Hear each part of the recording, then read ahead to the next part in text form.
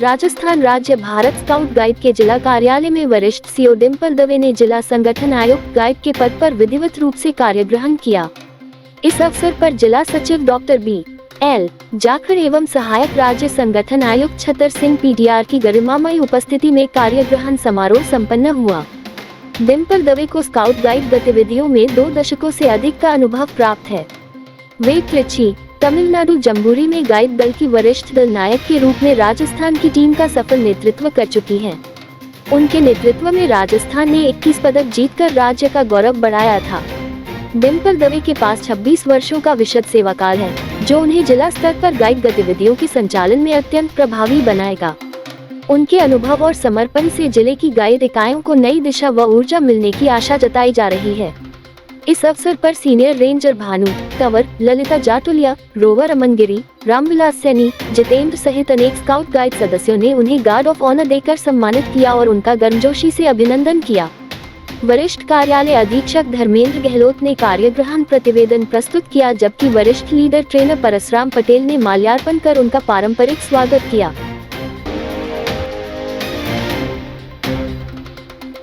हरियाणा साहित्य अकादमी के तत्वावधान में सिरसा के सुविख्यात साहित्यकार स्व.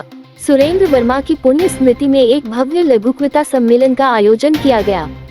ये साहित्यिक आयोजन उनकी धर्मपत्नी श्रीमती चांद वर्मा और अकादमी के अध्यक्ष रूपदेव गुण के सानिध्य में संपन्न हुआ। कार्यक्रम का विशेष आकर्षण रहा जोधपुर की 7 कवयित्रियों को उनके प्रकृति प्रेम व पर्यावरण संरक्षण पर केंद्रित लघु काव्य संग्रहों के लिए सम्मानित किया जाना। इन कवयित्रियों ने अपनी सशक्त कविताओं से सभा में उपस्थिति दर्ज कराई। सम्मेलन में इन साहित्यकारों की कृतियों का विमोचन भी किया गया, जिसे उपस्थित जनसमूह ने खुले मन से सराहा। सभी रचनाकारों को सम्मान पत्र, स्मृति चिन्ह एवं अनवस्त्र प्रदान किए गए। इस अवसर पर 52 लघु कविताकारों के काव्य संग्रहों पर आधारित एक विशेष आलोचना ग्रंथ का भी लोकार्पण हुआ, जिसकी प्रस्तुति सिरसा की प्रख्यात साहित्यकार शील कौशिक ने की। ऑपरेशन सिंदूर की सफलता और देश के जवानों के अदम्य साहस के सम्मान में आज ग्राम पंचायत फींच में एक भव्य तिरंगा रैली का आयोजन किया गया।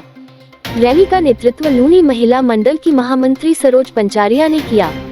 इस कार्यक्रम में महिलाओं के साथ साथ स्कूली छात्र छात्राओं ने भी उत्साहपूर्वक भाग लिया। रैली की शुरुआत से पूर्व पुलवामा में शहीद हुए वीरों को श्रद्धांजलि अर्पित की गई। इसके पश्चात ऑपरेशन सिंदूर की सफलता के उपलक्ष्य में सेना के जवानों का मनोबल बढ़ाने के उद्देश्य से ये तिरंगा यात्रा निकाली गई। ये रैली गांव के मुख्य विद्यालय से प्रारंभ होकर मुख्य बस स्टैंड, बाजार और पवारों के मोहल्ले से गुजरती हुई संपन्न हुई। पूरे आयोजन के दौरान सभी महिलाओं और प्रतिभागियों ने हाथों में तिरंगा लेकर भारत माता की जय और वंदे मातरम के नारों से वातावरण को देशभक्ति से सराबोर कर दिया। जीएसटी दिवस 2025 से पूर्व आयोजित कार्यक्रमों की श्रृंखला के तहत सीजीएसटी आयुक्तालय जोधपुर द्वारा शनिवार को फिट इंडिया मूवमेंट के अंतर्गत साइकिल मैराथन का आयोजन किया गया। मैराथन की शुरुआत आयुक्त ने हरी झंडी दिखाकर की। इस आयोजन में विभागीय अधिकारियों, करदाताओं, स्पोर्ट्स अथॉरिटी ऑफ इंडिया, भारतीय डाक सेवा, सेना, पुलिस, प्रशासनिक अधिकारियों सहित जोधपुर के गणमान्य नागरिकों ने बढ़ चढ़कर भाग लिया और साइकिल चालकों का उत्साहवर्धन किया। करीब 5 किलोमीटर लंबी इस मैराथन में 100 से अधिक प्रतिभागियों ने हिस्सा लिया, जिनमें बच्चे, महिलाएं, विभागीय कर्मचारी और करदाता शामिल थे। सभी प्रतिभागियों को टी-शर्ट और स्मृति चिन्ह स्वरूप मेडल देकर सम्मानित किया गया।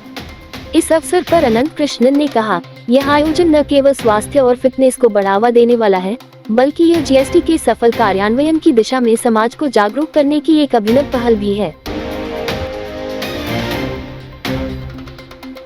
देश की रक्षा और सम्मान बढ़ाने वाले ऑपरेशन सिंदूर के जांबाजों का आभार व्यक्त करने के लिए स्कूली बच्चों ने अपनी भावनाएं कैनवास पर उकेरी।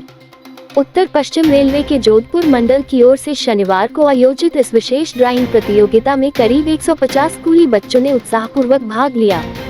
इस आयोजन का उद्देश्य बच्चों को देशभक्ति और सुरक्षा बलों के पराक्रम से जोड़ना था।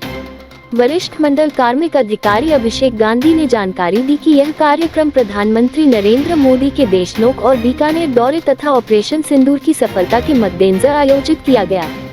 इस प्रतियोगिता का आयोजन जोधपुर और देशनोक में शिक्षा विभाग के सहयोग से किया गया। गांधी ने बताया कि डीआरएम अनुराग त्रिपाठी के मार्गदर्शन में आयोजित इस प्रतियोगिता में बच्चों ने अपने मन की भावनाओं को रंगों और रेखाओं के माध्यम से बेहद प्रभावशाली ढंग से प्रस्तुत किया। उन्होंने कहा कि प्रधानमंत्री द्वारा देशनोक रेलवे स्टेशन के उद्घाटन के उपलक्ष्य में इस तरह के और भी सांस्कृतिक और रचनात्मक कार्यक्रम भविष्य में आयोजित किए जाएंगे। राजस्थान इन दिनों भीषण गर्मी की चपेट में है। मौसम विभाग ने राज्य के पश्चिमी जिलों के लिए रेड अलर्ट जारी करते हुए लोगों को सतर्क रहने की अपील की है। विभाग के अनुसार इन क्षेत्रों में लू चलने की आशंका बेहद प्रबल है और गर्म हवाओं के कारण स्वास्थ्य पर गंभीर प्रभाव पड़ सकता है। शनिवार को श्रीगंगानगर में अधिकतम तापमान 46 डिग्री सेल्सियस रिकॉर्ड किया गया, जो इस सीजन का एक नया उच्चतम स्तर है। इसके साथ ही 4 अन्य जिलों में भी तापमान 45 डिग्री सेल्सियस के पार पहुंच गया, जिससे जनजीवन प्रभावित हुआ है। दोपहर के समय सड़कों पर सन्नाटा पसरा रहा और अधिकांश लोग घरों में ही रहने को मजबूर हुए। गर्मी से जूझ रहे प्रदेशवासियों के लिए मौसम केंद्र की ओर से राहत भरी खबर भी सामने आई है। विभाग के अनुसार राजस्थान में इस बार मानसून समय से पहले दस्तक दे सकता है। अनुकूल मौसमी परिस्थितियों को देखते हुए मानसून की आमद तय समय से पहले संभावित बताई जा रही है, जिससे गर्मी से राहत की उम्मीद जगी है। आज के मुख्य समाचार विस्तार से जानने के लिए पढ़ते रहिए दैनिक नवज्योति।